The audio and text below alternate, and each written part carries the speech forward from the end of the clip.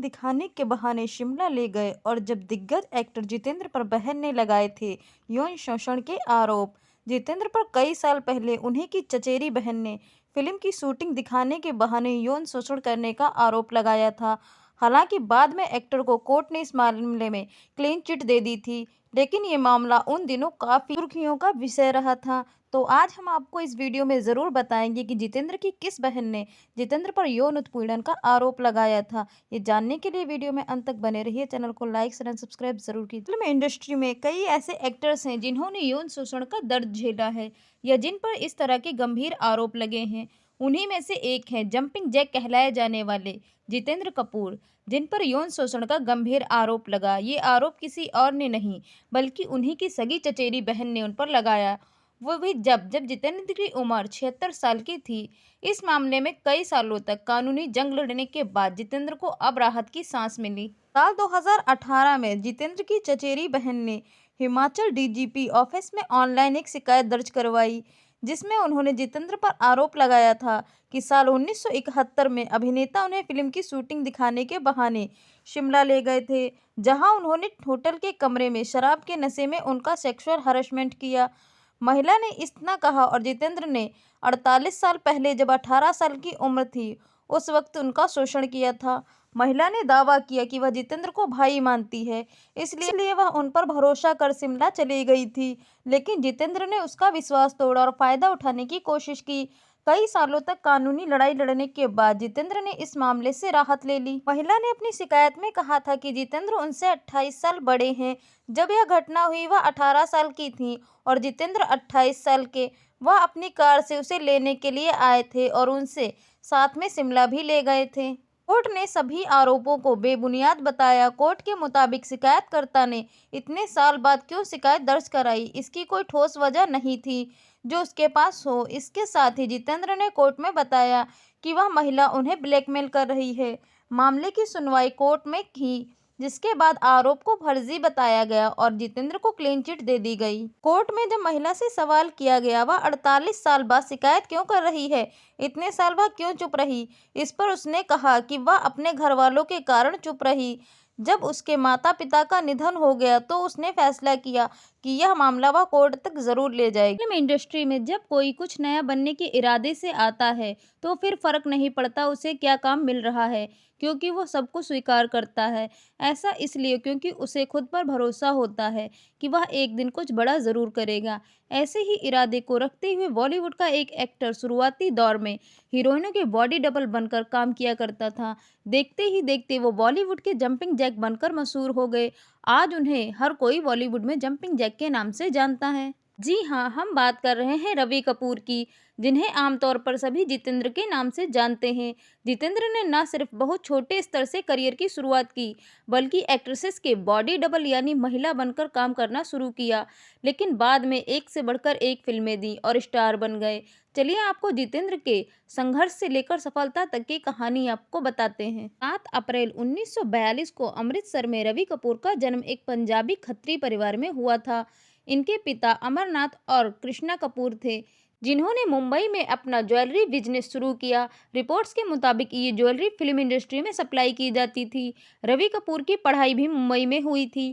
College के समय उनके क्लासमेट राजेश खन्ना हुआ करते थे। जितेंद्र का फिल्मों की तरफ झुकाव काफ़ी ज़्यादा था और अक्सर जब वह ज्वेलरी देने जाया करते थे तो एक्टिंग का ख्याल उनके दिमाग में ज़रूर आता था।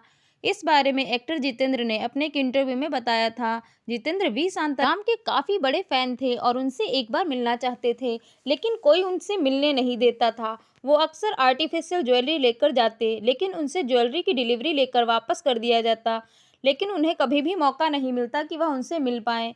फिल्मों में काम करने की इच्छा रखने वाले जितेंद्र को एक बार पता चला कि वी शांतारमन फिल्म का सेहरा ऑडिशन चल रहा है। उन्होंने अपने दोस्त राजेश खन्ना से ऑडिशन करने की ट्रेनिंग ली, क्योंकि उन्होंने कभी थिएटर नहीं देखा था, जबकि राजेश खन्ना उस समय थिएटर करते थे। ट्रेनिंग लेने के बाद उनकी एंट्री वी शांतारमन के स्टूडियो में हुई। पता चला कि वहां की हीरोइन के बॉडी डबल की शूटिंग हो रही है। जितेंद्र उसमें फिट बैठ गए। जितेंद्र ने इस बात का जिक्र कपिल शर्मा के शो में खुद किया था। एक्ट्रेसेस संध्या शांताराम के बॉडी डबल का रोल जितेंद्र ने किया था। इसके बाद उन्होंने कुछ फिल्मों में जूनियर आर्टिस्ट के तौर पर काम किया। एक दिन वो आया जिसका जितेंद्र को इंतजार था। उन्हें वी शांतारामन ने अपने ऑफिस बुलाया, उन्हें एक फिल्म ऑफर की। जितेंद्र के लिए ये जैकपॉट था। उन्होंने बिना स्क्रिप्ट पढ़े फिल्म के लिए हाँ कह दिया। वी शांताराम ने रवि कपूर का नाम जितेंद्र रखा और स्क्रीन पर उन्हें जितेंद्र के नाम से इंट्रोड्यूस कराया। फिल्म गीत गाया पत्थरों ने साल 1964 में आई और फिल्म सुपरहिट हो गई। इसके बाद उन्होंने वी शांताराम की दूसरी फिल्म कर्ज भी की और ये भी हिट हुई साबित हुई। इसके बाद जितेंद्र ने कभी पीछे मुड़कर नहीं देखा और बैक टू बैक कई सुपरहिट फिल्में दी। फिल्म इंडस्ट्री में 70s के दौर में एक ऐसे एक्टर की एंट्री हुई जो दिखने में अच्छा था, इसके साथ साथ डांस भी काफी अच्छा करता था और एक्टिंग तो कमाल की थी। जितेंद्र उस दौर में चॉकलेटी एक्टर के तौर पर फेमस थे। लड़कियां उनकी दीवानी थी और एक्ट्रेसेस के साथ साथ उनके अफेयर्स के किस्से भी सुनने को मिले। श्रीदेवी, जयाप्रदा, बबीता जैसी कई एक्ट्रेसेस के साथ उनके किस्से सुनने को मिले। ऐसी सभी अफवाहें मात्र ही रहीं। जितेंद्र का उस दौर में सबसे बड़ा अफेयर हेमा मालिनी के साथ सुनने को मिला। हालांकि दोनों आज भी काफी अच्छे दोस्त हैं। जितेंद्र ने अपने एक इंटरव्यू में कहा था वो कभी भी किसी से उजागर नहीं करेंगे कि वह कभी एक हुआ करते थे। अब समय बीत गया और दोनों के बच्चे बड़े हो चुके हैं। एक समय ऐसा था जब हेमा मालिनी के माता पिता जितेंद्र को अपने दामाद के रूप में देखते थे, लेकिन साल 1974 में जितेंद्र ने शोभा से शादी कर ली और सभी अफवाहें ही खत्म कर दी। ऐसा बताया जाता है कि जितेंद्र और शोभा की मुलाकात एक कॉमन फ्रेंड के जरिए हुई थी। एक दूसरे को डेट भी करते थे और साल 1974 में उन्होंने शादी कर ली। जितेंद्र और शोभा के दो बच्चे हैं, एकता और तुषार।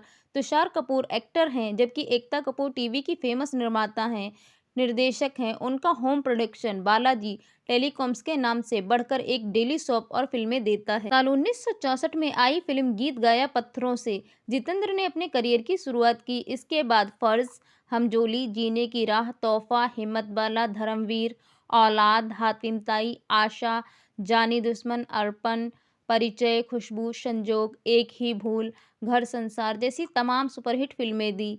जितेंद्र ने 70, 80 और 90 के दशक में कई फिल्में दी, लेकिन 2000 के बाद फिल्में देना बंद कर दिया। जितेंद्र की कई फिल्में प्रोड्यूस भी की गईं और बाद में एक रियल एस्टेट में बिजनेस शुरू किया। इसके अलावा अपनी बेटी एकता कपूर के होम प्रोडक्शन में भी पैसा लगाया। टीवी की दुनिया में एकता कपूर जैसा मुकाम शायद ही किसी निर्माता निर्देशक ने हासिल किया हो। जितेंद्र ने हिंदी फिल्मों के अलावा कुछ तमिल और तेलुगु फिल्मों में भी काम किया। जितेंद्र ने फिल्म इंडस्ट्री को कई यादगार फिल्में और किरदार भी दिए हैं। फिल्मों में काम के दौरान उन्होंने बेटी के लिए बालाजी टेलीकॉम्स प्रोडक्शन शुरू किया, जिसमें कई सुपरहिट टीवी सीरियल्स बने और बेटी ने अलग ही पहचान बनाई। इसके अलावा जितेंद्र ने रियल एस्टेट में खूब पैसा कमाया है। सेलिब्रिटी नेटवर्थ की बात की जाए तो 2022 की रिपोर्ट के मुताबिक जितेंद्र 82 वर्षीय $200 मिलियन यानी करीब 1600 करोड़ रुपए के मालिक हैं। बॉलीवुड में जंपिंग जैक के नाम से मशहूर अभिनेता जितेंद्र कपूर किसी पहचान के मोहताज नहीं है। उन्होंने अपने करियर में एक नहीं बल्कि कई तरह के किरदारों को जिया है। 60 से 90 के दशक तक हिंदी सिनेमा में अपनी धाक जमाने वाले जितेंद्र की चर्चाएं उनके अनोखे पहनावे के लिए भी होती हैं। हिंदी सिनेमा में एक इकलौते ऐसे अभिनेता जिन्होंने अपने पूरे करियर में 80 रीमेक फिल्में में काम किया है। लगभग 200 से ज़्यादा फिल्मों में मुख्य भूमिकाएं निभाने वाले जितेंद्र ने 121 से भी ज़्यादा हिट फिल्में दी हैं। जयाप्रदा, रीना रॉय, श्रीदेवी, हेमा मालिनी, नीतू सिंह, मौसमी चटर्जी, रेखा के साथ जितेंद्र की जोड़ी को सबसे ज़्यादा पसंद किया गया। इसलिए जितेंद्र ने सबसे ज़्यादा फिल्में भी इन्हीं अभिनेत्रियों के साथ की हैं। जितेंद्र का जन्म 7 अप्रैल 1942 को पंजाब के अमृतसर में हुआ था। शुरुआती दौर में जितेंद्र मुंबई के एक चॉल में रहा करते थे। उनके पिताजी फिल्मों में ज्वेलरी सप्लाई करने का काम करते थे। जब जितेंद्र कॉलेज में थे तभी उनके पिता को हार्ट अटैक आया था। पिता के बीमार होने पर घर चलाने में दिक्कत आने लगी। ऐसे में जितेंद्र ने फिल्म मेकर शांताराम से मुलाकात की। जितेंद्र ने उनसे फिल्मों में काम मांगा, लेकिन उन्होंने तुम कोशिश करना चाहोगे तो करो, लेकिन मैं तुम्हें कोई काम नहीं दूंगा। लेकिन कुछ समय बाद कुछ ऐसा हुआ कि जितेंद्र को शांताराम की तरफ से ही बुलावा आ गया। जितेंद्र को फिल्मों के लिए सेलेक्ट भी कर लिया गया। इसके कुछ दिन बाद शांताराम ने उनका स्क्रीन टेस्ट लिया। 30 टेक के बावजूद जितेंद्र डायलॉग ठीक से नहीं बोल पाए। लेकिन फिर क्या था, गीत गाया पत्थरों ने फिल्म के लिए चयनित किए गए थे। शांताराम ने इस मूवी के लिए उनका नाम रवि कपूर से बदलकर जितेंद्र कर दिया था। जितेंद्र ने 100 रुपए महीने की पगार पर काम शुरू कर दिया था। बॉलीवुड में जितेंद्र ने अपने करियर की शुरुआत साल 1959 में फिल्म नवरंग से की थी। इसमें उन्होंने छोटी सी भूमिका निभाने का अवसर लिया था, जिसके बाद साल 1964 में उन्हें फिल्म गीत गया पत्थरों ने में काम करने का अवसर मिला। इस फिल्म के बाद जितेंद्र अपनी पहचान बनाने में कामयाब हो गए। इसके बाद साल 1967 में जितेंद्र की एक और सुपरहिट फिल्म आई, फर्ज, जिसने जितेंद्र के करियर में 4 चांद लगा दिए। जितेंद्र प्रोफेशनल लाइफ के अलावा अपनी लव लाइफ को लेकर भी काफ़ी चर्चाओं में रहते हैं।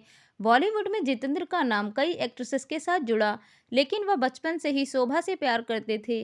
शोभा कपूर जब 14 साल की थी तब जितेंद्र उनसे प्यार किया करते थे। उस वक्त शोभा ब्रिटिश के एवरेज में काम किया करती थी। जॉब की वजह से शोभा को अक्सर विदेश में रहना पड़ता था और वह चाहकर भी अपने प्यार यानी जितेंद्र के पास नहीं आ पाती। एक समय ऐसा भी आया जब जितेंद्र हेमा मालिनी से शादी करना चाहते थे। इसको लेकर जितेंद्र ने अपनी मां को हेमा के मां से मिलने के लिए भेजा था। दोनों के परिवार की आपस में मुलाकात भी हुई। कहा जाता है कि हेमा के लिए शादी से तैयार भी हो गई थी, लेकिन शादी के दिन जितेंद्र बचपन की गर्लफ्रेंड शोभा अपने परिवार वालों के साथ जितेंद्र के घर पहुंच गईं, जिसके बाद जितेंद्र की शादी हेमा से नहीं हो पाई।